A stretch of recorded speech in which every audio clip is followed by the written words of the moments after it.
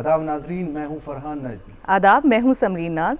DD Urdu की बेहद ख़ास पेशकश हेलो डॉक्टर में आपका तहे दिल से खैर मकदम। प्रोग्राम हेलो डॉक्टर में हम आपको बताते हैं आपकी सेहतमंद ज़िंदगी का राज, ताकि आप बदल सकें अपने जीने का अंदाज़।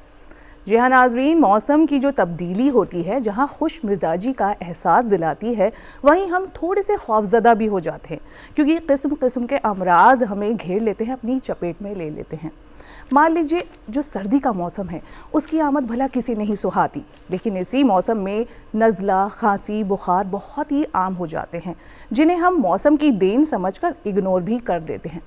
अब ये मान लीजिए कि किसी को खांसी हो रही है और होते होते ये खांसी इतनी ज़िद्दी हो जाए कि ख़त्म होने का नाम ही ना ले, तो जनाब आप ये समझ जाएं कि आपको ब्रोंकाइटिस का मर्ज़ हो सकता है। अब ये ब्रोंकाइटिस है क्या? ब्रोंकाइटिस एक वायरल बैक्टीरियल इन्फेक्शन कहा जा सकता है, जो लंग से जुड़ा होता है, जो फेफड़ों को अफेक्ट करता है नाजरीन, जिससे कि सांस लेने की जो नली है उसमें सूजन आ जाती है, जिससे कि ऑक्सीजन की कमी होने लगती है, नाक से बेतहाशा पानी बहता है, सर दर्द की शिकायत, बुखार होना, खांसी होना और ऐसी बहुत सारी अलामात हैं, ऐसे इशारे हैं जो हमें ये इशारा देते हैं कि हमें ब्रोंकाइटिस का मर्ज़ हो सकता है, तो हमें अलर्ट होना ज़रूरी है। तो आज इसी मौजू पर मज़ीद जानकारी और तफसील से जानकारी हासिल करने के लिए हमने दावत दी है डॉक्टर्स के एक ख़ास पैनल को। उनसे हम तमाम जानकारी लेंगे और आपको मुहैया कराएंगे। हमेशा की तरह हम आपको बताना चाहेंगे कि हेलो डॉक्टर के इस शुमारे में आप भी हमसे जुड़ सकते हैं, वो भी लाइव। अगर आपके भी दिल में कोई सवाल है इस मर्ज़ से मुताल्लिक, तो आप हमसे पूछ सकते हैं। हमारा टोल फ्री नंबर हमारी स्क्रीन पर दिखाया जा रहा है। तो नाजरीन, अपने प्रोग्राम को आगे बढ़ाएं, बाज़ाब्ता आगाज़ करें। आइए डाल लेते हैं एक ख़ास नज़र ख़ास रिपोर्ट पर, जो कि मबनी है ब्रोंकाइटिस के इस मर्ज़ पर।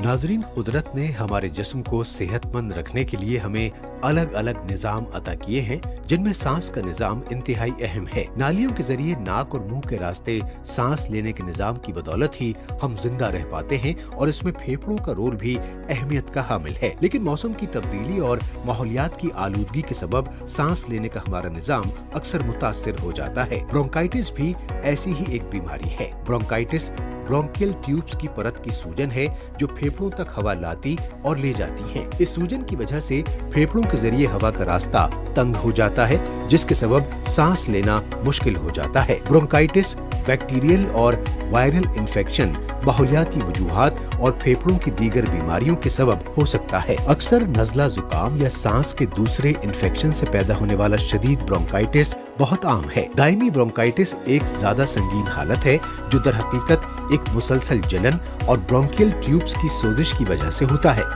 शदीद ब्रोंकाइटिस, जिसे सीने में सर्दी भी कहा जाता है, आमतौर पर 1 हफ्ते से 10 दिन के अंदर बगैर देरपा असरात के बेहतर हो जाता है, ताहम खांसी कई हफ्तों तक रह सकती है। दायमी ब्रोंकाइटिस इन हालात में से एक है जो chronic obstructive pulmonary disease COPD में शामिल है। शदीद ब्रोंकाइटिस आमतौर पर वायरस की वजह से होता है, वही वायरस जो नज़ला, जुकाम और फ्लू का सबब बनता है। अगरचे ब्रोंकाइटिस तशवीश का बायस नहीं होता है, लेकिन कुछ लोगों में ये न्यूमोनिया की वजह बन सकता है। लिहाजा ब्रोंकाइटिस के बार बार होने का मतलब ये हो सकता है कि किसी को COPD बीमारी है। ब्रोंकाइटिस की अलामात में सांस लेने में दुश्वारी, अलग रंग का बलगम निकलना, बुखार, गले की सूजन, सर्दी लगना, नाक बहना या भर जाना, जिस्म में दर्द और थकान शामिल है। बच्चों, बुजुर्गों, कमजोर इम्यूनिटी वाले अफराद, सिगरेट नोशी करने वालों, दमे और दिल की बीमारी के अलावा फेफड़ों की बीमारी वाले अफराद में ब्रोंकाइटिस का ज्यादा खतरा रहता है। अगर किसी को 3 हफ्तों से ज्यादा खांसी है, सोने में दुश्वारी हो रही है, 38 डिग्री सेंटीग्रेड से ज्यादा बुखार रहता है, अलग रंग का बलगम आ रहा है, खांसी के साथ खून आ जाता है और घरघराहट या सांस की कमी की शिकायत हो रही है, तो इस सूरत हाल में फौरन माहिर डॉक्टर से रुजू करना चाहिए। ब्रोंकाइटिस के इलाज के लिए अलामात को कम करने के लिए दवाएं दी जाती हैं। ब्रोंकाइटिस एक बेचैन कर देने वाली बीमारी है और इसके इलाज के लिए एयरवेज में सूजन को कम करने और खांसी से निजात दिलाने को तरजीह दी जाती है। ब्रोंकाइटिस से बचने के लिए खास तौर से बदलते मौसम में ठंडी चीजों का ज्यादा इस्तेमाल न करें, सिगरेट नोशी से परहेज करें, धूल मिट्टी और धुएं से खुद को बचाएं। नज़ला जुकाम होने पर नमक के गर्म पानी से गरारे करें और स्टीम जरूर लें। कुदरती और सेहतमंद ग़िज़ा का इस्तेमाल फेफड़ों की बीमारी से महफूज रखता है। ब्रोंकाइटिस हो जाने की सूरत में ज्यादा से ज्यादा आराम करें, खूब पानी पिएं, खट्टी और चिकनी चीजों का इस्तेमाल न करें और इस बीमारी के ताल्लुक से सभी एहतियाती तदाबीर पर अमल करें।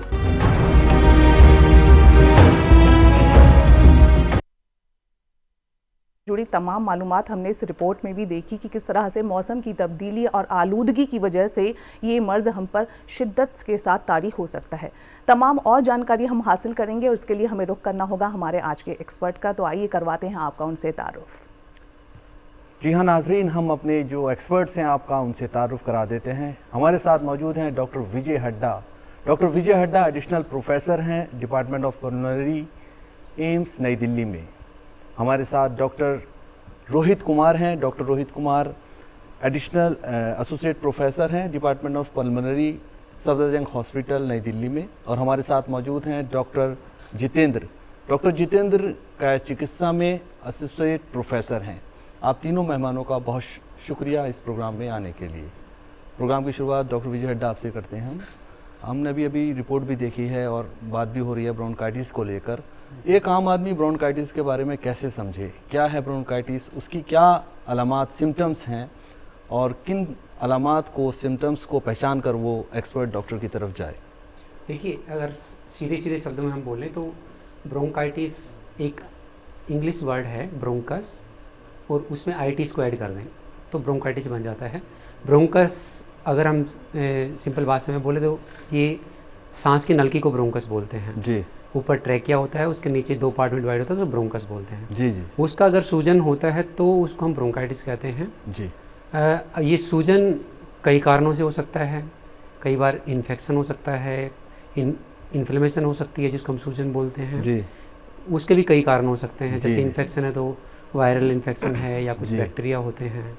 कई बार कुछ इरिटेंट होते हैं, स्पेशली जैसे आपने अनुभव किया होगा कि जैसे मौसम चेंज होता है या पोल्यूशन का हाई लेवल होता है जी। या आप कई बार किसी ऐसे इन्वायरमेंट में चले गए जहाँ पे बहुत ज़्यादा केमिकल्स हैं जी। तो उसकी वजह से भी हो सकता है। ओके। अब आम आदमी कैसे पहचाने? देखो, सिंपली होता तो इसमें खांसी ही है। जी। खांसी होगी, यूजुअली खांसी सूखी होती है पर जी। कई बार बलगम भी आ सकता है। जी। यूजुअली जो बलगम का रंग होता है वाइट होता है। जी। अगर इन्फेक्शन की वजह से होता है तो उसमें पीला या हरा हो सकता है। जी। जी। अगर इरिटेंट या केमिकल की वजह से होता है तो यूजुअली वाइट ही होता है। जी। बलगम के अलावा चेस्ट में टाइटनेस लग सकती है, आपको ओके। सांस लेने में दिक्कत हो सकती है। जी। सांस खिंच के आता है, छाती में खिंचाव जैसा महसूस होता है। जी। कुछ पेशेंट्स में खांसी में खून भी आ सकता है। अच्छा, खून भी आ सकता है? यस, क्योंकि वो सूजन होता है तो उसकी वजह से कई बार खांसी कर करके उसकी वजह से खून भी आ सकता है। जी जी जी। अगर इन्फेक्शन है तो उसमें बुखार भी हो सकता है। ओके। और जैसे बॉडी पेन होना, थकान जैसे लगना, जी। ये कुछ लक्षण हैं। अगर ये हैं तो हमें सोचना चाहिए कि उस मरीज को ब्रोंकाइटिस हो सकती है। अच्छा, बहुत से मरीज ऐसा होता है, ये जो सिम्टम्स आपने बताए हैं ये सब होते रहते हैं, फिर भी वो बर्दाश्त करते हैं, सोचते हैं ऐसे ही खांसी हो रही है, ऐसे ही सीने में जकड़न हो रही है या फीवर आ रहा है, तो ये कितना ख़तरनाक हो सकता है अगर वो डॉक्टर के पास जाकर अपना इलाज नहीं करा रहे हैं तो? देखिए, जो मैं इसमें एक बात कहना चाहूँगा, एक तो जो बच्चों में ब्रोंकाइटिस होती है और बूढ़े में जो होती है जी। ये दो वल्नरेबल ग्रुप बोलते हैं हम इनको। जी जी। इनमें हमें ज़्यादा रिस्क नहीं लेना चाहिए। ओके। जल्दी से डॉक्टर को दिखाना चाहिए। बाकी जैसे जो अडल्ट होते हैं 18 टू मे बी 50 ईयर तक, जी, उनका इम्यूनिटी ज़्यादा स्ट्रॉन्ग होता है, बॉडी फिजियोलॉजिकल रिजर्व भी ज़्यादा होता है। ओके। तो उस केस में 1-2 दिन के लिए ब्रोंकाइटिस के सिम्टम होना ओके बहुत कॉमन है। जैसे जुकाम के बाद आपने भी महसूस कभी किया होगा जी कि हमें खांसी होती रहती है कुछ दिन के जी लिए, जी जी जो अपने आप ही अगर आप थोड़ा सा इंतजार करेंगे तो ठीक हो जाती है। जी, हो जाती है मुंह तो में। यूजुअली जो जी, ब्रोंकाइटिस हम बोलते हैं कि 7-10 डेज में चली जाती है ज़्यादातर मरीजों में। जी। कुछ लोगों को मे बी 2 वीक्स। अगर उसके बाद भी रहती है जी। तो फिर हमें डेफिनेटली डॉक्टर के पास जाना चाहिए। ओके। जाके उसकी जांच जो भी करनी चाहिए, डॉक्टर्स को पता होता है कि अगर ये लंबे दिनों तक ऐसे सिम्टम रह रहे हैं तो हमें क्या जांचें करनी हैं। जी जी जी जी जी। राइट। आपने डॉक्टर विजय काफ़ी अच्छे से बताया, और लेकिन कुछ ऐसे भी अमराज हैं जिनके जो सिम्टम्स या अलामात हैं वो भी ब्रोंकाइटिस से काफ़ी मिलते हैं। डॉक्टर रोहित, मैं आपसे पूछना चाहूँगी, जैसे कि किसी को अस्थमा का मर्ज़ है तो कहीं ना कहीं ये अलामात उसमें भी नुमायाँ होती हैं, तो क्या ब्रोंकाइटिस अस्थमा की ही एक शक्ल है या फिर ये अलग एक मर्ज है? तो जैसे सर ने कहा कि कई तरीके के ब्रोंकाइटिस होते हैं, अक्यूट हो सकता है, क्रॉनिक हो सकता है। हम जब बात कर रहे थे, हम बात कर रहे थे एक अक्यूट ब्रोंकाइटिस की, जिसमें एक वायरल की वजह से है। कुछ लोग एक क्रॉनिक ब्रोंकाइटिस होता है जो हमने पहले भी देखा कि COPD वाले केसेस में होता है। मैं एस्थमा में भी देखा जाए, अगर आप एस्थमा की पैथोफिजियोलॉजी में जाएंगे तो आप उसमें भी देखेंगे कि सांस की नली में एक सूजन ही है। तो कुछ लोग एक टर्म यूज़ करते हैं asthmatic bronchitis. So instead of going कि क्या टर्म हम देना चाहते हैं, हमें ये समझना पड़ेगा कि ब्रोंकाइटिस सांस की नली की सूजन है जिसके लक्षण हैं, और वो लक्षण कितने लंबे चलेंगे। अब जैसे सर ने बोला कि वायरल ब्रोंकाइटिस होता है, वो तो एक हफ्ते में ठीक भी हो जाता है, अगर पेशेंट की इम्यूनिटी स्ट्रांग है तो आराम से डील कर लेंगे। बट जैसे एस्थमेटिक पेशेंट्स हैं या जो COPD वाले पेशेंट्स हैं, उनका ब्रोंकाइटिस बहुत लंबा भी चलता है, और उसमें अगर कोई वायरल इन्फेक्शन हो तो वो काफ़ी एग्रेवेट कर जाता है। तो आप जो बात कर रहे हैं कि एस्थमा की मर्ज, जो एस्थमा से पीड़ित लोग होंगे, उनका ब्रोंकाइटिस, उनको थोड़ा बहुत ब्रोंकाइटिस तो वैसे भी हुआ बिकॉज उनको एस्थमा है, मतलब उनकी सांस की नली में सूजन है, और उनको जब एक अटैक पड़ेगा, एक वायरल इन्फेक्शन पड़ेगा, तो उनका ब्रोंकाइटिस बहुत सीवियर हो जाता है। राइट। तो ये तो मौसम की तब्दीली में बहुत ज़्यादा ध्यान देने की ज़रूरत है। मौसम की तब्दीली की अगर बात हो रही है तो डॉक्टर जितेंद्र आपके पास आना चाहेंगे कि मौसम बदलता है तो कौन कौन सी एहतियात है जो हमें बरतनी चाहिए, और खान पान में क्या तब्दीलियाँ लानी ज़रूरी हैं? जी, आप आयुर्वेद के एक एक्सपर्ट है, तो आयुर्वेद के नज़रिए से बताइए किस तरह के तदाबीर होनी चाहिए, एहतियाती तदाबीर। देखिए, आयुर्वेद में इसकी टर्म पूरी अलग है। जैसे प्राणवह स्रोतस मानी क्लस्टर है, एक ब्रॉड टर्म है जिसके अंडर में अस्थमा, ब्रोंकाइटिस, ये सारी चीज़ें रहती हैं। जैसे हमारे क्लासिकल जो बुक्स है उसमें भी इसके रीज़न दिए गए हैं, जैसे मॉडर्न में दिए गए हैं एयर पोल्यूशन, स्मोकिंग, फिर डस्ट और केमिकल युक्त ऑक्यूपेशनल वर्कर्स को जो प्रॉब्लम्स होती है वो, फिर कोल्ड वेदर्स। वैसे ही आयुर्वेद में भी रज, धूम, विषमासन, अनशन और रुक्षान, इसका मैं मीनिंग बताता हूँ। रज मीन्स पोल्यूटेड एयर, धूम। फिर विषमासन मानी अनियमित भोजन, सुबह का पकाया हुआ ठंडा आफ्टरनून में खाना। फिर शीत स्थान, कोल्ड वाटर और कोल्ड एटमॉस्फेयर, उससे ये ट्रिगर, ये सारे रिस्क फैक्टर है, वो ट्रिगर फैक्टर हैं जो मानी सूजन को बढ़ाते हैं और एयरवेज को नैरो करते हैं और ये प्रॉब्लम एग्रावेट होती है। तो इस प्रॉब्लम में हमको एहतियात ये बरतना चाहिए कि जो हो सके उतना ट्रैक को क्लीन रखना चाहिए। जैसे मॉर्निंग में उठे तो 1 गिलास गुनगुना गर्म पानी पी लीजिए, थोड़ा सा मॉर्निंग में सुबह योगा प्राणायाम कर लीजिए, जिससे कि जो ट्रैक है पूरा क्लियर रहे, मानी प्राणवायु क्लियर रहे, उसको मानी स्ट्रेंथ मिले।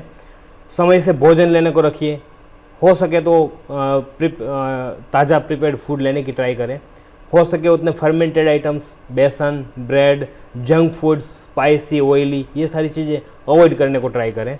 जहाँ पे जो ट्रिगर फैक्टर है, जैसे वेदर अति कोल्ड है या अति गर्म है, तो ऐसी चीज़ों को, चेंजिंग है, वेदर में बदलाव आ रहा है, बिना सीजन के ऐसी ऋतु, ऐसी जगह पे जाना थोड़ा अवॉइड कीजिए। ओके। तो ये सारी चीज़ें मानी रूटीन लाइफ में इन्वॉल्व करके हम अपनी इम्यूनिटी को और बॉडी को उसके सामने प्रोटेक्ट करने के लिए हेल्पफुल कर सकते हैं। राइट। विजय अड्डा सर, आपके पास दोबारा आऊँगा मैं। विजय अड्डा सर, अभी बात हुई, आपने काफ़ी अच्छे से बताया यहाँ पर चीज़ों के बारे में। अब मैं बात करूँगा ब्रोंकाइटिस की जो टाइप्स होते हैं, कितने तरह का ब्रोंकाइटिस होता है और उसे किस तरह से समझना चाहिए एक एक्सपर्ट के नज़रिए से? देखो, ब्रोंकाइटिस को हम जो क्लासीफाई करते कई तरह से कर सकते हैं जी। एक तो टाइम डिपेंडेंट, टाइम के बेसिस पे क्या बोलेंगे हम जी। एक एक्यूट ब्रोंकाइटिस होता है, एक क्रोनिक ब्रोंकाइटिस होता है जी। वो सिंपल टर्म में हम टाइम की बात नहीं करते, बस ये समझो जी। एक्यूट वाला होता है वो कुछ दिन के लिए रहता है। ओके। कुछ दिन के लिए, वो किसी को भी हो सकता है। यस, कुछ दिन के लिए। ओके। जैसे हम कट ऑफ कई जगह 2 वीक्स बोलते हैं, कभी 10 डेज बोलते हैं, right. At the max 3 weeks. जी। अगर उससे पहले जो भी ब्रोंकाइटिस होता है उसको एक्यूट ब्रोंकाइटिस बोलते हैं। अगर उसके बाद भी रहता है तो उसको क्रोनिक ब्रोंकाइटिस बोलते हैं। ओके। इसको डिवाइड करना इसलिए जरूरी है कि दोनों का जो कारण होता है वो डिफरेंट होता है। ओके। जैसे एक्यूट ब्रोंकाइटिस हम जैसे बार बोल रहे हैं जी, बच्चों में जी, इन्फेक्शन बहुत कॉमन होते हैं, स्पेशली वायरल इन्फेक्शन। जी। जो क्रोनिक होता है उसके कारण बिल्कुल डिफरेंट होते हैं। लेकिन आप एक्यूट के बाद जो सिम्टम्स बता रहे हैं, आप ये बता रहे हैं कि इसकी वजह क्या बता रहे हैं एक्यूट की, जरा से ये खोल के बताइए प्लीज। जी, एक्यूट को हम अगर कारण बताएं तो सबसे पहला जो सबसे कॉमन है वो है इन्फेक्शन। इन्फेक्शन किस और तरह का इन्फेक्शन? ज़्यादातर ये वायरस का इन्फेक्शन होता है, ओके। जैसे कि इन्फ्लुएंजा है, पैरा इन्फ्लुएंजा है, ओके। रेस्पिरेटरी सिंसिटिव वायरस है, जी, जी। या कुछ दिन पहले जो कोरोना आया, जी, बोल जी। तो वो कोरोना डिफरेंट था, पर और बहुत सारे कोरोना वायरस हैं जो जी बहुत कॉमनली ब्रोंकाइटिस करते हैं। जी जी फिर कुछ बैक्टीरिया होते हैं, ठीक है। ये बैक्टीरिया सेम है जो यूजुअली निमोनिया करते हैं। जी जी वही वाला निमोनिया अगर थोड़ा सा लेस सीवियर हो तो ब्रोंकाइटिस करता है, ओके। अगर वही वाला थोड़ा ज़्यादा उग्र रूप ले ले जी तो वो निमोनिया में कन्वर्ट हो सकता है। ओके। तो सेम ऑर्गेनिज्म जैसे स्ट्रेप्टोकोकस निमोनी है, जी। एच इन्फ्लुएंजा है, जी। आई थिंक इसी तरह के बहुत सारे ऑर्गेनिज्म हैं राइट। वो करते हैं। फिर जी। इसके बाद आते Chronic। हैं यस नॉन इन्फेक्टिव वाले। जी नॉन इन्फेक्टिव में आई थिंक जो सबसे ज़्यादा स्ट्रेस मैं एक पॉइंट पे दूंगा स्मोकिंग, ओके क्योंकि ये ये Right, हम main खुद करते हैं, कारण है, ये- main हाँ reason जी, है, ये okay। हम खुद करते हैं, खुद रिस्पॉन्सिबल होते हैं।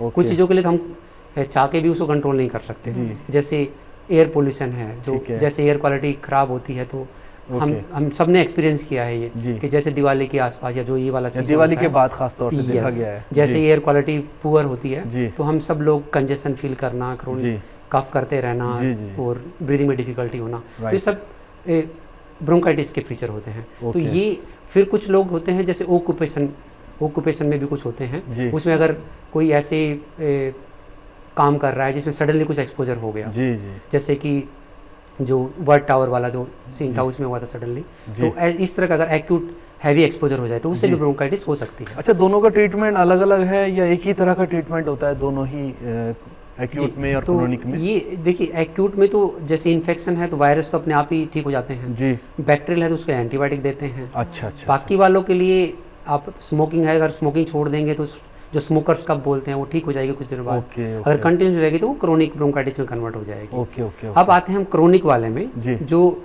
मोस्ट कॉमन जो कोज है सीओपीडी जिसको हम बोलते जी हैं। जी जी सीओपीडी के इलाज थोड़ा डिफरेंट होता है। जी। उसके जो इलाज में मेनली हम इनहेलर्स देते हैं, जी जिसको सुबह शाम लेना होता है, या कुछ जी। एक दिन में एक बार वाले भी होते हैं, जी। तो उसका इलाज ये different है। इनहेलर सारी जिंदगी लेना पड़ता है या कुछ समय लेने के बाद उसे छोड़ देना पड़ता है? देखिए जो सीओपीडी है वो तो उम्र भर की बीमारी होती है, जी और ब्रोंकाइटिस जैसे मैंने मतलब क्रोनिक है वो तो हमेशा के लिए रहती है, हमेशा ही कभी लेना ज़्यादा पड़ेगा। कभी कम, ओके। तो इलाज उसका उम्र भर के लिए ही चलता है। उम्र भर इलाज जी। चलता है, जी। राइट। डॉक्टर रोहित, आपसे एक सवाल मेरा ये भी है कि बहुत से लोग ऐसे होते हैं जो छोटी छोटी चीज़ों में मुतासर हो जाते हैं, बार बार बीमार भी पड़ते हैं, नज़ला खांसी बुखार उन्हें बहुत आम हो जाता है उनके लिए। तो कौन से ऐसे रिस्क फैक्टर्स हैं उन लोगों के लिए, कौन सी ऐसी अलामात हैं जिनका ध्यान रखने की ज़रूरत है और उन्हें ब्रोंकाइटिस का मर्ज़ हो सकता है? सो आप बता रहे हैं कि पेशेंट के जैसे कुछ ऐसे पेशेंट्स होते हैं जिनकी इम्यूनिटी कम होगी, जी। या उनका पहले से ही सांस की नली में सूजन होगी, जैसे अस्थमा के मरीज़ हैं, या उनको क्रॉनिक सीओपीडी पहले से ही होगा, उनमें हल्की से भी कुछ ट्रिगर्स हो सकते हैं जिन ट्रिगर्स की वजह से वो सांस की नली की सूजन बढ़ जाती है और उसकी वजह से सांस लेने में दिक्कत होती है और ब्रोंकाइटिस के सिम्टम्स आते हैं। तो ऐसे अगर देखा जाए तो ऐसे ट्रिगर्स बहुत हैं। कभी कभी हमने इसके बारे में बात कर भी रखी है, बट कभी कभी जैसे मौसम बदला, अचानक ठंड हुआ या गर्म, अचानक मौसम बदला तो उसमें भी ये सांस की नली में सूजन बढ़ जाती है। कभी कभी एयर पोल्यूशन की वजह से, या अगर डस्ट का एक्सपोजर है, या एयर पोल्यूशन हम हमेशा सोचते हैं बाहर का, आउटडोर एयर पोल्यूशन, और एक चीज़ है इंडोर में भी बहुत एयर पोल्यूशन होता है। जी। तो बायोमास फ्यूल एक्सपोजर की वजह से भी जो जैसे गांव में जो चूल्हा जलता है उससे भी बहुत धुआं होता है, और वो जी, भी यानी कि ये धूल, डस्ट, बढ़ा सकता है, धुआं और बिल्कुल। पोल्यूशन की वजह से ये इसके रिस्क फैक्टर एक तरीके से हैं। तो हम एक फ़ोन कॉल हमसे जुड़ रहे हैं, कॉलर जुड़ रहे हैं, उनकी बात सुन लेते हैं। हेलो हेलो जी जी, आपका नाम बताएं और कहाँ से बोल रहे हैं? नमस्कार जी नमस्कार। सर, मैं डिस्ट्रिक्ट बागपत से बात कर रहा हूँ, यूपी से। जी जी, नाम बताएं अपना। मेरा नाम अमित शर्मा है। जी जी, और आपकी उम्र क्या है? मैं अपने टीवी का वॉल्यूम अगर आपने चला रखा है तो कम कर लीजिए, आवाज़ क्लियर आएगी। जी जी जी जी जी, अपना सवाल पूछिए। मैडम, बच्चे को जो है ना खांसी रहती है, बार बार सीजनल खांसी हो जाती है। अच्छा, आपके बच्चे की उम्र क्या है? बच्चे की उम्र 17 वर्ष है। 17 वर्ष है, बार बार खांसी होती है, किसी डॉक्टर को जी। दिखाया आपने? हाँ, ट्रीटमेंट कराते हैं, दवाइयाँ खाते हैं तो ठीक हो जाते हैं, फिर दोबारा से स्टार्ट हो जाती है। अच्छा अच्छा, तो डॉक्टर रोहित आप ही बताएं कि सुनी लिया आपने सवाल। जो वो बता रहे हैं वो है कि उनका एक 17 साल का बच्चा है जिसको बार बार ब्रोंकाइटिस के सिम्टम्स हो रहे हैं। अगेन विदाउट एवेल्युएशन मैं कंफर्म नहीं कर सकता, बट अगर ब्रोंकाइटिस के सिम्टम्स बार बार हो रहे हैं, 17 साल का बच्चा है, एक चीज़ मैं उसके लिए वर्कअप चाहूँगा कि कहीं उसको दमे की बीमारी तो नहीं है। तो दमे की बीमारी में क्या होता है कि अगर आपका माइल्ड अस्थमा है तो आपकी सांस की नली में थोड़ी थोड़ी सूजन होती है। जब ट्रिगर्स होंगे, बीच में कोई वायरल इन्फेक्शन हो गया या ठंड हो गई या पोल्यूशन बढ़ गया, तो सांस की नली की सूजन बढ़ जाती है और ये सिम्टम्स बहुत एग्रावेट कर जाते हैं। तो ऐसा लग रहा है कि इनकी बात सुन के कि शायद बच्चे को अस्थमा की शायद शिकायत हो, उनकी कुछ जांच करानी चाहिए, इनको अपने डॉक्टर से परामर्श करके कुछ टेस्ट करा के वो प्रूव कंफर्म कर सकते हैं कि वो अस्थमा ही है। और शायद जैसे सर ने बोला कि इनको इनहेलर्स देने से वो सांस की नली की सूजन कम की जा सकती है और उनके ये जो फ्रीक्वेंट अटैक्स हैं उनको पूरी तरह रोका जा सकता है। जी राइट। वैसे भी कहीं ना कहीं अगर डॉक्टर साहब देखा जाए तो ये बहुत सारे अमराज, जैसे मैंने कहा, सिम्टम्स एक जैसे होते हैं, समझ में नहीं भी आता है। तो सबसे पहले आप अपने बच्चे का टेस्ट करवाएं डॉक्टर के पास जाके, फिर आपको क्लियर होगा कि उन्हें आखिर मर्ज क्या है। डॉक्टर, शुक्रिया बहुत बहुत हमसे जुड़ने के लिए। यहीं पे डॉक्टर जितेंद्र आपके पास हम आना चाहेंगे, आयुर्वेद की बात करेंगे आपसे। आयुर्वेद किस तरह से बताता है कि ये जो हो रही है ब्रोंकाइटिस की प्रॉब्लम, ये इसकी वजह क्या है, क्यों होता है, किन वजूहात से होता है और कैसे इसे रोका जा सकता है? डॉक्टर जितेंद्र जी, जैसे पहले ही मैंने बोला कि हमारे में जो आयुर्वेद में जो इसका वर्णन है वो क्लस्टर के तौर पे है, प्राणवह स्तोतस। जी। तो ये एक प्राणवह स्तोतस की बीमारी है जी। जिसमें मेनली कास और तमक श्वास, जी। दमा और कास मानी कफिंग, दोनों का क्लस्टर है जो लंबे जी। अरसे तक रहता है। जी। तब ये बीमारी एग्रावेट होती है। ओके। तो इसमें मैं अगर बताऊँ, हमारे जो प्रिंसिपल्स है उसमें वात पित्त मानी विशिएटेड एलिमेंट्स होते हैं। जी जी। वात और पित्त, वात और कफ, जी। उनकी डोमिनेंसी विशिएट होने की वजह से ये बीमारी होती है। अच्छा। और हमारे आयुर्वेद में ये बीमारी का जो उद्भव स्थान है जी। वो आमाशय मानी स्टमक बोला गया है, जी। जो कफ का एक एग्रावेटिंग फैक्टर होता है। ओके। तो मेनली ये खान पीन और लाइफस्टाइल चेंजेस की वजह से उद्भव होता है, ऐसा अच्छा। आयुर्वेद ग्रंथों में इसका वर्णन है, जी, इसका जी, मेंशन जी, है। जी जी जी जी। आप एक एक कॉल हो फोन गई है, था। यहाँ पर हम कॉल ले लेते हैं। जी हेलो। हेलो जी बताइए, आपकी आवाज़ मिल रही है हमें, बताइए। जी बताइए, बहुत खैर मकदम आपका फ़ोन करने के लिए प्रोग्राम में। बताइए क्या सवाल है आपका? जी, मेरे को शाम के टाइम काफी शिवरिंग होती है ओके। और थोड़ा थोड़ा सांस में प्रॉब्लम फील होती है। राइट, ठीक है। अपनी उम्र बताइए, कितनी उम्र है आपकी और कहाँ से बोल रही हैं आप?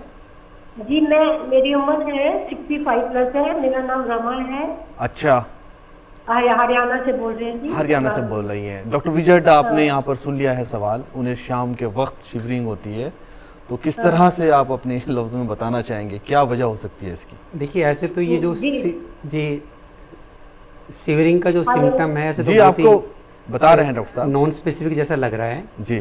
सिवरिंग कई बार फीवर में होती है, कई अच्छा। बार जनरलाइज वीकनेस में होती है। जी। कई ब्रेन के भी डिजीज होते हैं जिसमें टीबी सिवरिंग वगैरह में भी शायद हो सकती है। हो सकती है। तो ओके।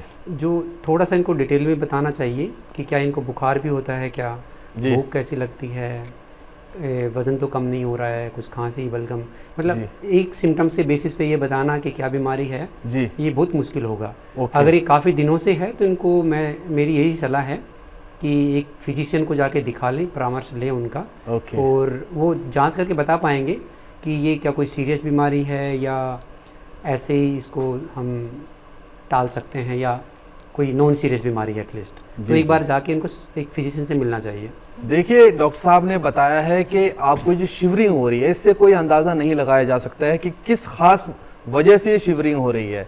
बेहतर यही होगा, जो आपके आसपास अच्छे डॉक्टर हैं, एक बार जाकर चेकअप करा लीजिए और डॉक्टर चेकअप करने के बाद आपको बताएंगे कि इसकी क्या वजह है।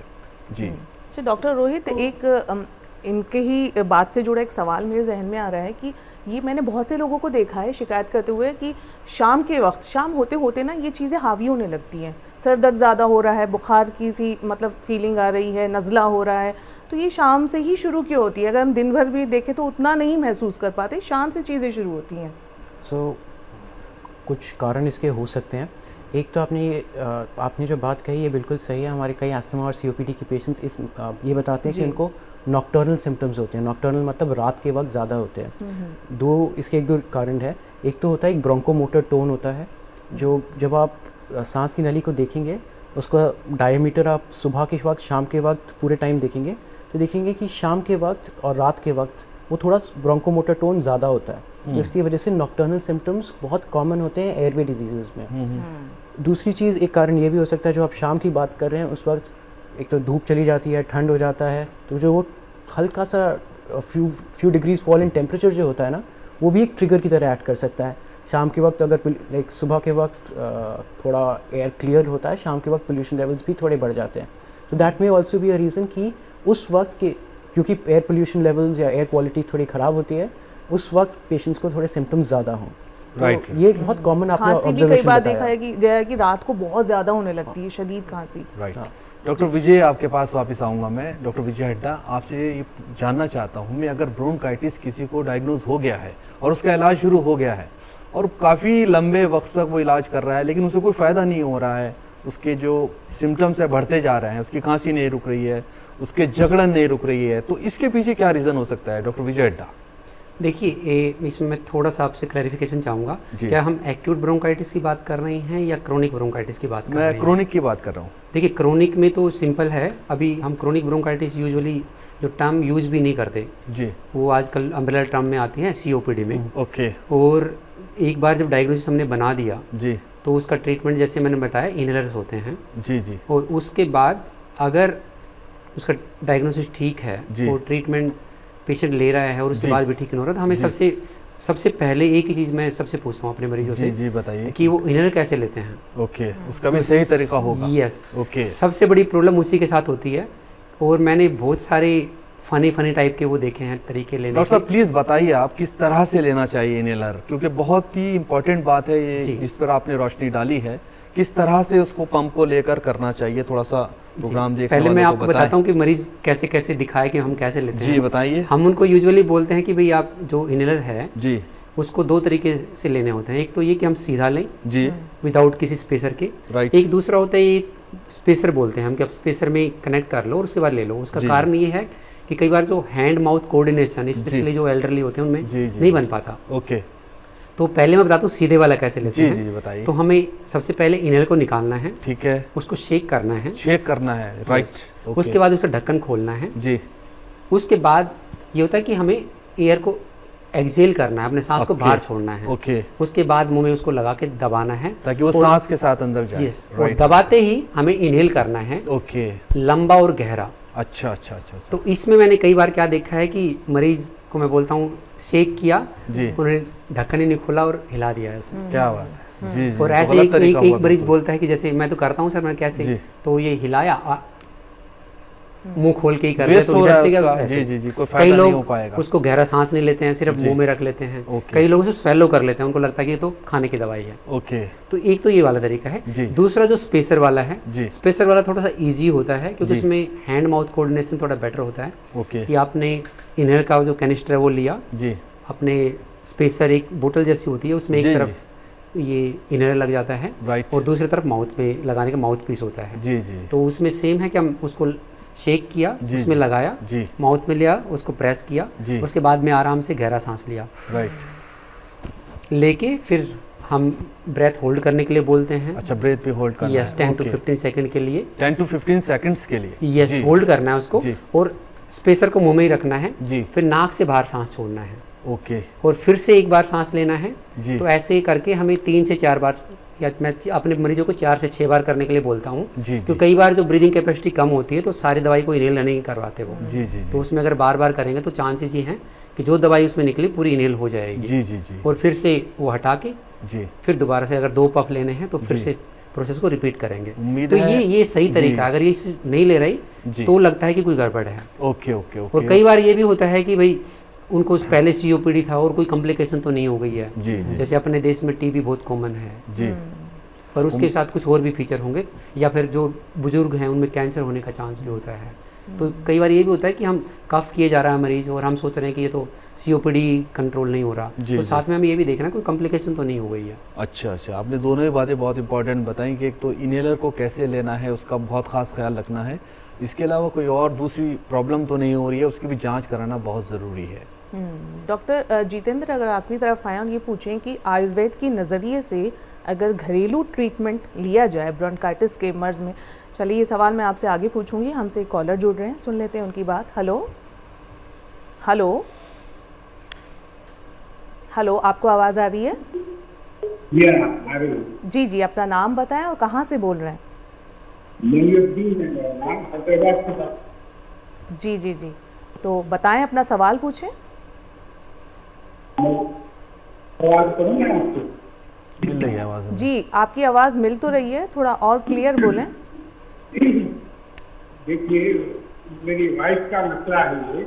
जी जी। तो हाल ही में उनको ब्रोंकाइटिस हुई थी। अच्छा। तो सिम्टम्स ऐसे आए थे कि वो वॉमिटिंग करने लगी और तमाम चीजें हुई, फिर ऑक्सीजन लेवल एकदम कम हो गया। जी जी। तो उसके बाद इनको हॉस्पिटल ले जाया गया। तो ये ऑक्सीजन लेवल क्यों कम होता है, क्यों कार्बन डाइऑक्साइड क्या करना चाहिए, का मशवरा दिया गया है। तो ऐसी चीजों से हम कैसे, how we can prevent that? जी जी जी जी। डॉक्टर रोहित, आपसे सवाल का जवाब पूछा जाए। आपकी वाइफ की एज क्या है? 70 जी, 70 साल की उम्र है उनकी वाइफ की। उन्होंने बताया कि उनकी 70-year-old वाइफ हैं जिनको अब एक ब्रोंकाइटिस का अटैक हुआ एंड उसके बाद उनकी ऑक्सीजन लेवल्स भी गिर गए। वो उसका कारण भी जानना चाहते हैं और उसके प्रिवेंशन के पॉइंट ऑफ व्यू। तो पहली चीज़ तो आई हैव अ फीलिंग कि शायद उनको ऐसा भी हो सकता है कि प्री एग्जिस्टिंग कोई रेस्पिरेटरी एलिमेंट रहा हो। COPD, फीमेल्स में भी COPD बहुत कॉमन होता है, जिनको बायोमास फ्यूल, जिनको चूल्हे का धुएं का एक्सपोजर होता है, उनमें COPD डेवलप कर जाता है। एंड अगर वो अनट्रीटेड हो और उसमें एक अटैक हो जाए तो वो इतना सिवियर हो सकता है कि वो जानलेवा भी हो सकता है। जैसे उन्होंने बताया कि सैचुरेशन बहुत कम हो गई थी, आई एम अज्यूमिंग कि एक बहुत जानलेवा अटैक था जिसके लिए उनको एडमिट करना पड़ा। थैंकफुली वो बच गई हैं, बहुत अच्छी बात है। अब इसके लिए अगर सांस की नली में सूजन बहुत ज़्यादा हो या निमोनिया साथ में डेवलप कर जाए, डॉक्टर विजय हड्डा ने बताया भी था कि अगर वो ज़्यादा सिवियर इन्फेक्शन हो तो एक निमोनिया के अंदर भी डेवलप कर सकती है, जिसमें ऑक्सीजन की मात्रा बहुत कम हो सकती है। तो ऐसे में तो पेशेंट को एडमिट करके ट्रीट करते हैं। दूसरा, प्रिवेंशन के लिए सबसे इंपॉर्टेंट चीज़ होती है कि पहली चीज़ तो जो दवाइयाँ आपको दी गई हैं, जो इनहेलर्स दिए गए हैं, वो आप नियमित तौर से लिए। अगर आप अपनी दवाइयाँ बीच में छोड़ देते हैं तो इसके अटैक के रिस्क बढ़ जाते हैं। दूसरा, जो हमने ट्रिगर्स की बात की थी, उनसे बच के रहना होता है। एंड वायरसेस से बचने के लिए एक अच्छा सुझाव मेरी तरफ से ये रहेगा कि इनको वैक्सीनेशन होनी चाहिए। इन्फ्लुएंजा वैक्सीन अवेलेबल है, एनुअल इन्फ्लुएंजा वैक्सीन लगाने से हम उनको एटलीस्ट एक इन्फ्लुएंजा निमोनिया और इन्फ्लुएंजा ब्रोंकाइटिस से ज़रूर बचा सकते हैं। तो मेरी तरफ से इनके लिए ये सुझाव रहेंगे कि जो इन्हेलर्स इनको दिए गए हैं वो नियमित तौर से लेते रहें, धूल धुएँ मिट्टी से बचे रहें, ठंड को ज़्यादा अवॉइड करें एंड अपना इम्यूनाइजेशन भी करवा लें।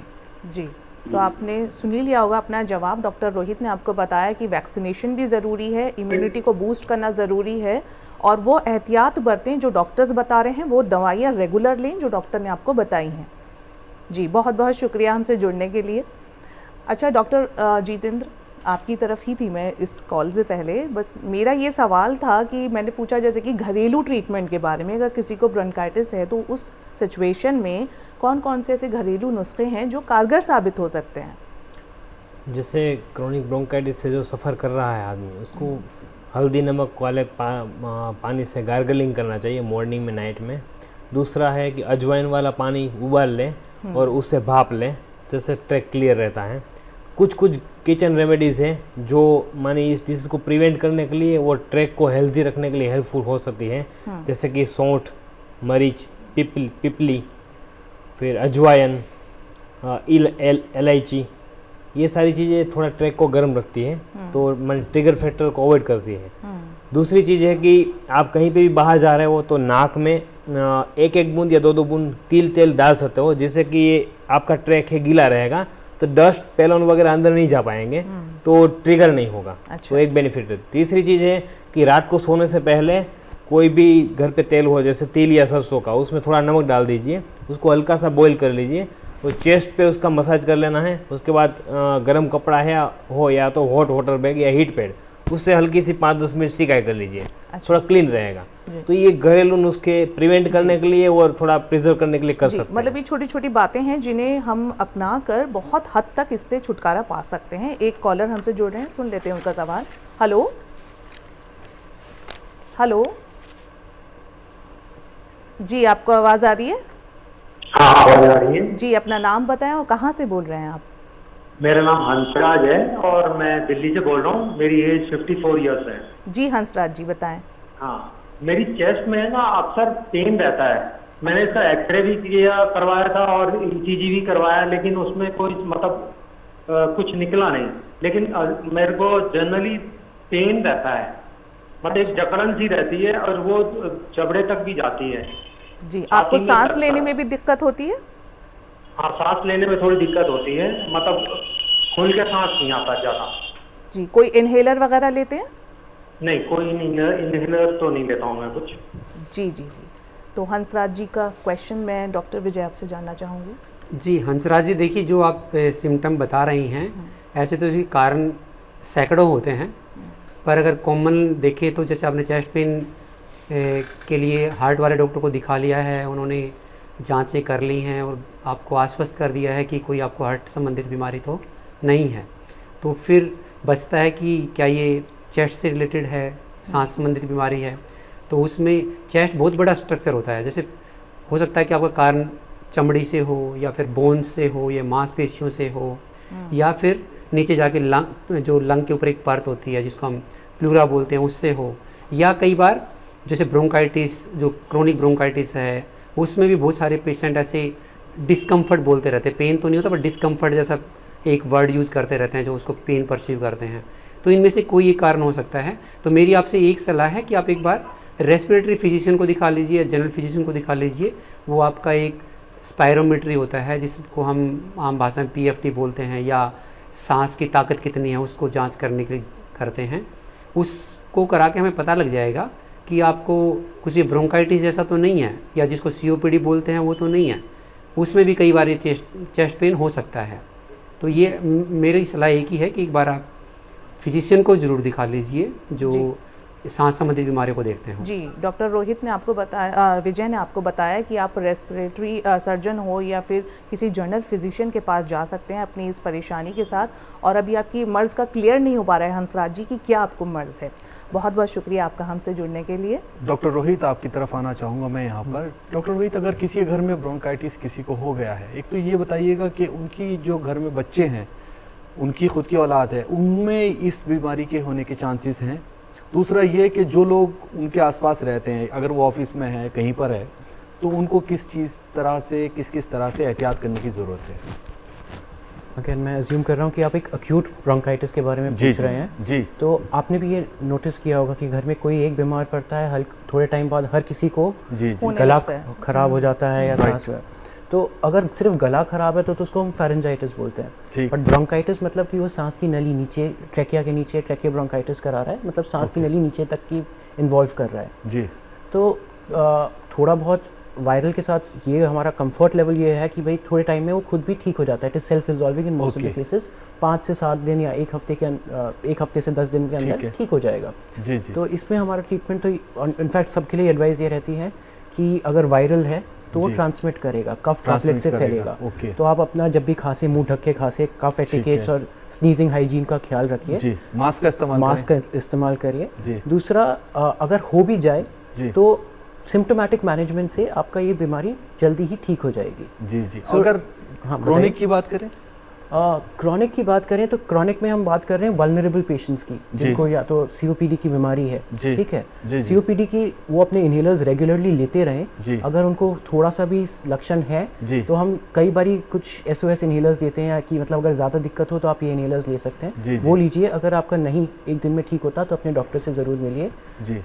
एक टर्म जैसे होता है, जैसे हार्ट अटैक होता है वैसे एक लंग अटैक होता है। सो जैसे ये ट्रिगर्स होते हैं, they can cause A lung attack, सांस की नली में बहुत ज़्यादा सूजन करा सकते हैं। तो अगर ऐसा हो रहा है तो डॉक्टर्स को स्टीरॉयड्स एंड एंटीबायोटिक्स भी देने होते हैं।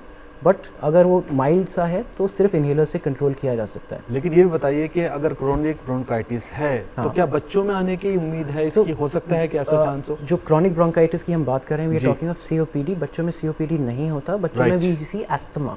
अच्छा। अब अस्थमा की अगर हम बात करें तो अस्थमा में भी बच्चों को, अगर बच्चा एस्थमेटिक है तो उसके सांस की नली में अगर वायरल इन्फेक्शन होगा तो वो काफ़ी एग्रवेट कर देगा अस्थमा को। ओके। तो ऐसे में भी हमारी सेम एडवाइस रहेगी कि वो अपने इनहेलर्स रेगुलरली लेता रहे। ओके। और अगर रिलीवर इनहेलर लेने के बावजूद भी अगर उसको रिलीफ नहीं मिल रहा, जी। You should meet the pediatrician वाले आपको स्टीरॉइड्स दे सकते हैं, कुछ दवाइयाँ दे सकते हैं जिससे वो सांस की नली की जो सूजन है उसको कंट्रोल किया जा सके। Okay, right. बहुत अच्छी बात आपने बताई यहाँ पर। अच्छा डॉक्टर जितेंद्र, आपसे जानना चाहेंगे आयुर्वेद की नज़र से अगर हम देखें तो मौसम की तब्दीली के साथ हमें अपने खान पान में क्या तब्दीली लाने की ज़रूरत है, ख़ासतौर से जैसे सर्दियाँ हैं और ये मर्ज़ जो है सर्दियों में ज़्यादा हावी हो जाता है, तो कौन कौन से ग़िज़ा हमें यानी खान पान अपनाने की ज़रूरत है, क्या चीज़ें अवॉइड करने की ज़रूरत है? जी, इस सीज़न बस बदलते सीज़न में खान पान में जो पंजन डाइट बोलते हैं, जिसको कटुरस बोलते हैं, पंजन टेस्ट, ऐसे डाइट ज़्यादा लेने की ट्राई करना चाहिए। जैसे परवल है, कारवेलक है, मेथी है, पालक है, कुल्थी है, ये पंजन डाइट में आते हैं। ऐसे डाइट इन्वॉल्व करने चाहिए। हो सके उतनी milk and milk products avoid करनी चाहिए। अच्छा। शुगर, आर्टिफिशियल शुगर से तो शुगर प्रॉपरली अवॉइड ही करनी चाहिए। उसकी जगह आप गुड़ यूज़ कर सकते हो, बेस्ट रहता है। फिर जो पेठे की सब्जी है ये अवॉइड करनी चाहिए। जो भी ट्यूबर्स है मानी आलू वगैरह मेनली, इसको अवॉइड करना चाहिए। ग्रीन वेजिटेबल्स में घिया, लौकी, तोरी ये ले सकते हैं, बेनिफिशियल है, न्यूट्रिटिव है। फिर जो भी स्वीट्स आती हैं, स्वीट्स हो सके उतनी अवॉइड करनी चाहिए। घी, देसी घी हो तो बेस्ट है, you can take it every time. Doctor Jitendra, काफ़ी चीज़ें आपने बताई हैं, वक्त की कमी है हमारे पास। हमारा लास्ट क्वेश्चन है, मैं डॉक्टर विजय हड्डा से लेना चाहूँगा, वक्त बिल्कुल लास्ट में पहुँच चुका है। डॉक्टर विजय हड्डा, मैं एक चीज़ पूछना चाहूँगा अभी, क्योंकि पोल्यूशन आने वाला है, आने वाले कुछ समय में, सब जानते हैं, तो पोल्यूशन में बहुत तरह की चीज़ें सामने आती हैं। बहुत सारी लोगों को खांसी शुरू हो जाती है, एलर्जी शुरू हो जाती है, और ब्रोंकाइटिस भी एक इसी तरह की बात हो रही है। तो इस तरह के मरीज को, जिसे ब्रोंकाइटिस है, चाहे एक्यूट है चाहे क्रोनिक है, उन्हें किन किन बातों का खास ख्याल रखने की ज़रूरत है? और दिवाली का भी वक्त है, तो सब कुछ बताइएगा इस बारे में। जी देखो, एक तो इस ग्रुप में वो लोग आते हैं जिनको ऑलरेडी से डिजीज़ है। ओके। उनको पता है कि भाई मेरे को COPD है या अस्थमा है या कोई और लंग डिजीज़ था और वो ऑलरेडी ट्रीटमेंट पे है, तो उनके लिए तो यही सलाह है कि अपने ट्रीटमेंट पे रेगुलर रहें, बिल्कुल भी नागा ना करें। ओके। दूसरा ग्रुप आता है कि जिनको पहले कभी हुआ नहीं जी, या कभी कभी होता है जी, तो वो लोगों को ट्राई करना चाहिए कि जो जैसे स्मोकिंग है उसको बिल्कुल ना करें। ओके। और कोई ट्रिगर उनको पहले से पता है तो जी। उसको अवॉइड करें। जी, जी, जैसे कई बार ना बहुत सिंपल से ट्रिगर होते हैं जी, कि जैसे जो भी हम ये परफ्यूम यूज़ करते हैं, जी, जी, ये जैसे बहुत परफ्यूम का कोई यूज़ important नहीं है। होता है ऐसे, जी, तो इजीली अवॉइड कर सकते हैं। ओके। अगर ट्रिगर आपको पता है तो वो आप सीधा सीधा अवॉइड कर सकते हैं। और अगर जो आपको एक्यूट ब्रोंकाइटिस हो गई जी। है तो उस केस में जैसे हम बार बार इस बात पे चर्चा कर रहे हैं कि आपको कफ एटिकेट बहुत इंपॉर्टेंट है, जी, जी, क्योंकि ज़्यादातर जो एक्यूट ब्रोंकाइटिस वायरसेस की वजह से होते हैं और वायरस की एक ही खास चीज़ होती है कि बहुत जल्दी फैलता है, जल्दी Right, फैलता right. है। बहुत अच्छी जो बात भी आसपास में पहुंच गए जी। जल्दी से लग जाएगा। आपने उनको। बहुत अच्छी बात जी। बताई डॉक्टर विजय। और वैसे भी खान पान की अगर हम बात करें तो हमें ये सब पता होता है कि कौन सी चीज़ हमें नुकसान दे रही जी, है, बिल्कुल। तो उसे हमें अवॉइड कर देना चाहिए अगर हमें बहुत सारे अमराज से बचना भी है। जी। यही आप डॉक्टर विजय आपसे देना चाहेंगे एक मैसेज अपने नाजरीन के लिए। जी, मेरा सबसे अहम मैसेज एक ही है कि प्लीज़ धूम्रपान से दूर रहिए, धूम्रपान से दूर रहिए, बस यही एक मेरा मैसेज है। बहुत अच्छी बात आपने कही। डॉक्टर रोहित, आप क्या कहना चाहेंगे? जिन पेशेंट्स को रेस्पिरेटरी डिसऑर्डर्स हैं उनके लिए मेरे यही 2 एडवाइस हैं एक्चुअली, सॉरी ये 2 बोलूँगा। एक तो वो अपने इनहेलर्स जो भी उनको ट्रीटमेंट चल रहा है वो कभी ना छोड़ें अपने डॉक्टर से पूछे बिना। दूसरा, वो अपना वैक्सीनेशन पे ध्यान दें। वैक्सीनेशन से भी वो एक्यूट जो इन्फ्लुएंजा की वजह से ब्रोंकाइटिस केसेस होंगे उससे बच पाएंगे। जी, दवा और परहेज दोनों ही बहुत ज़रूरी हैं किसी भी मर्ज के लिए। डॉक्टर जितेंद्र, आप क्या कहना चाहेंगे? हाँ, अपनी डाइट और लाइफस्टाइल में थोड़ा डिसिप्लिन बनिए। मॉर्निंग में जल्दी उठने को रखिए, रात को जल्दी सोने को रखिए, इन डिसिप्लिनरी टाइम टेकिंग डाइट लीजिए, और हो सके उतने क्राउडेड प्लेस ऐसे रोग अवॉइड करें, अवॉइड कीजिए। राइट। यहाँ पर हमारे डॉक्टर्स ने आज बहुत ही अच्छे तरीके से ब्रोंकाइटिस को लेकर बहुत सारी बातें बताई, और जिन बातों को हम मानकर, जिन पर चलकर अपनी सेहत बना सकते हैं, और जिन लोगों को ब्रोंकाइटिस है वो ठीक से रह सकते हैं। विजय हड्डा जी ने बहुत अच्छी बात बताई जिसको हमेशा हमारे प्रोग्राम में अक्सर बताते हैं, और वो है हमारी ये जो धूमपान है, स्मोकिंग है, इसे बिल्कुल नहीं करना चाहिए। इससे आपको तो अफेक्ट होता ही है, आपके साथ जो लोग रहते हैं उनको भी बहुत परेशानी होती है, और वो भी तरह तरह के मर्ज से में जा सकते हैं। यहाँ पर बात करेंगे हम डॉक्टर रोहित कुमार की। डॉक्टर रोहित कुमार ने बताया कि जिनको भी रेस्पिरेटरी प्रॉब्लम है वो लोग एक तो अपनी जो इनहेलर है उसका ख़ास ख्याल रखें, अपने ट्रीटमेंट का ख्याल रखें और जो वैक्सीनेशन है उसकी तरफ भी जाएं ताकि वो सेहतमंद रहें। और हमारे डॉक्टर जितेंद्र ने बताया कि खान पान के साथ साथ डिसिप्लिन लाना ज़िंदगी में बहुत ज़रूरी है। अगर डिसिप्लिन नहीं होगा तो आपकी सेहत बिल्कुल नहीं बनेगी। बहुत अच्छी बात बताई उन्होंने कि सुबह को आप सवेरा उठें, सवेरा उठ के अपनी जो भी चीज़ें हैं उनको करने से पहले थोड़ी एक्सरसाइज करें ताकि आपकी सेहत हमेशा बनी रहे। हमारे तीनों एक्सपर्ट्स का बहुत शुक्रिया, आपने इस प्रोग्राम में आकर हमारे जो प्रोग्राम देखने वाले हैं उनको सब कुछ बताया। आपका बेहद शुक्रिया। जी बहुत बहुत शुक्रिया आपका। और इसी के साथ नाजरीन, हमेशा हम आपसे कहते हैं कि अगर आपके भी जहन में कोई भी सवालात है किसी भी मर्ज से जुड़ा तो आप हमें ईमेल कर सकते हैं। हमारा ईमेल एड्रेस है hello.ddurdu@gmail.com। इसी के साथ आप हमारे यूट्यूब चैनल से भी जुड़ सकते हैं DD उर्दू के। और साथ ही आपको छोड़े जा रहे हैं टिप्स ऑफ द वीक के साथ। अपना रखें ख्याल और अपने अपनों का भी रखें ख्याल। हमें दीजिए इजाज़त। सेहतमंद रहिए, खुश रहिए। जी आदाब। आदाब। ब्रोंकाइटिस सांस की एक तकलीफ है। ब्रोंकाइटिस आमतौर पर वायरल और बैक्टीरियल इन्फेक्शन से होता है। ब्रोंकाइटिस से बचाव के लिए मौसम की तब्दीली के दौरान ठंडी चीजों का इस्तेमाल न करें। इससे बचने के लिए खट्टी और चिकनाई वाली चीजें न खाएं। ब्रोंकाइटिस की रोकथाम के लिए धूल मिट्टी और धुएं से बचें। नज़ला जुकाम होने पर नमक के गर्म पानी से गरारे करें और स्टीम लें। कुदरती और सेहतमंद ग़िज़ा का इस्तेमाल करें। ब्रोंकाइटिस की सूरत में खूब आराम करें और ज्यादा मिकदार में पानी पिएं।